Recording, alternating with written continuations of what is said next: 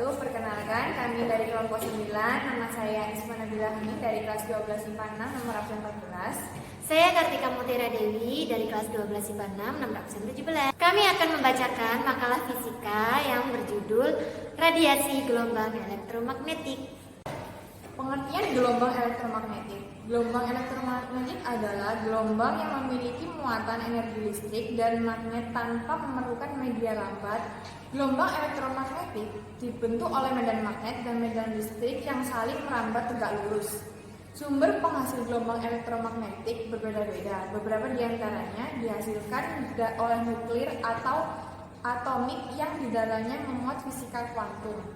Spektrum gelombang elektromagnetik terdiri dari gelombang radio, gelombang mikro, sinar inframerah, cahaya tampak, sinar ultraviolet, sinar X, dan sinar gamma.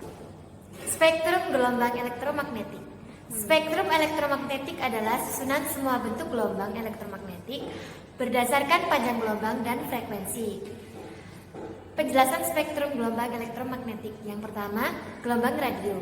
Gelombang radio dihasilkan. Muatan-muatan ini dibangkitkan oleh rangkaian elektronika yang disebut osilator.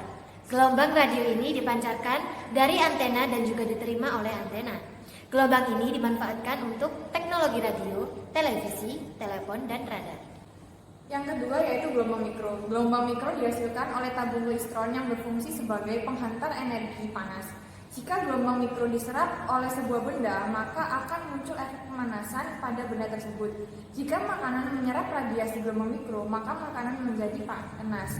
Gelombang ini dimanfaatkan oleh teknologi microwave. Yang ketiga yaitu sinar inframerah. Sinar inframerah dihasilkan oleh elektron dalam molekul-molekul yang bergetar ketika dipanaskan. Energi dilepaskan oleh atom dan molekul yang bergetar dalam bentuk radiasi inframerah. Sinar inframerah digunakan untuk remote TV, transfer data di ponsel, dan terapi fisik. Yang keempat yaitu cahaya tampak. Seperti namanya, gelombang ini ditangkap langsung oleh mata manusia. Gelombang ini terdiri dari 7 macam warna, yaitu yang frekuensinya paling besar merah, jingga, kuning, hijau, biru, nila, dan ungu. Gelombang cahaya tampak digunakan pada laser dalam serat optik pada bidang telekomunikasi dan kedokteran. Yang kelima yakni sinar ultraviolet. Matahari adalah sumber utama yang memancarkan sinar ultraviolet di permukaan bumi.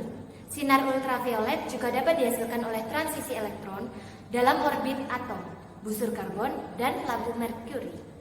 Sinar ultraviolet dimanfaatkan untuk lampu UV dan untuk operasi mata. Yang keenam yaitu sinar X. Sinar X memiliki panjang gelombang yang sangat pendek dan frekuensi yang tinggi.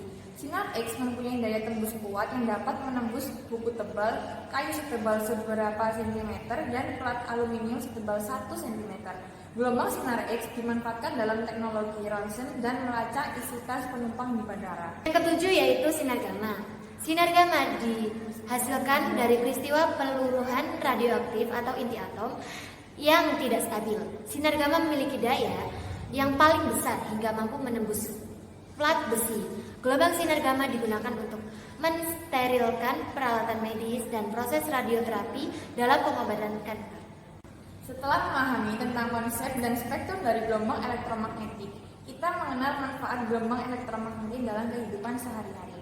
Yang pertama yaitu gelombang radio. Gelombang ini dimanfaatkan untuk teknologi radio, televisi, telepon, dan radar. Yang kedua yaitu gelombang mikro. Gelombang ini dimanfaatkan dalam teknologi untuk microwave. Yang ketiga yaitu sinar inframerah. Sinar inframerah digunakan untuk remote TV, transfer data di ponsel, dan terapi fisik. Yang keempat yaitu cahaya tampak.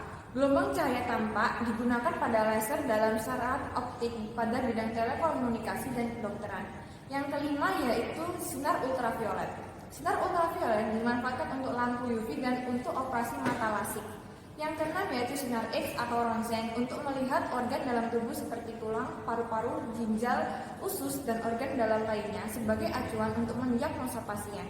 Ronsen dan melacak isi tas penumpang di bandara, serta pemanfaatan sinar X dalam ilmu fisika untuk mempelajari pola-pola difraksi pada struktur atom suatu bahan yang nantinya digunakan untuk menentukan struktur bahan tersebut. Yang ketujuh yaitu sinar gamma. Gelombang sinar gamma digunakan untuk mensterilkan peralatan medis dan proses radioterapi dalam pengobatan kanker. Selain memberi banyak manfaat dalam kehidupan sehari-hari, radiasi elektromagnetik juga dapat memicu reaksi kimia yang berbahaya. Dampak negatif dan bahaya dari gelombang elektromagnetik diantaranya adalah: 1. Menyebabkan pertumbuhan berbagai jenis tanaman menjadi lambat dan bahkan kerdil akibat radiasi gelombang pendek atau UVB. Yang kedua, menimbulkan efek stres pada kimia syaraf otak yang diakibatkan oleh pulsa microwaves. 3. Menyebabkan kulit menjadi tersengat, merubah molekul DNA, dan memicu kanker kulit jika terjadi lubang ozon yang mengakibatkan radiasi UVB dapat menembus permukaan bumi. sekian dari kelompok kami. Bila ada kesalahan mohon dimaafkan. Wassalamualaikum warahmatullahi wabarakatuh. Terima kasih.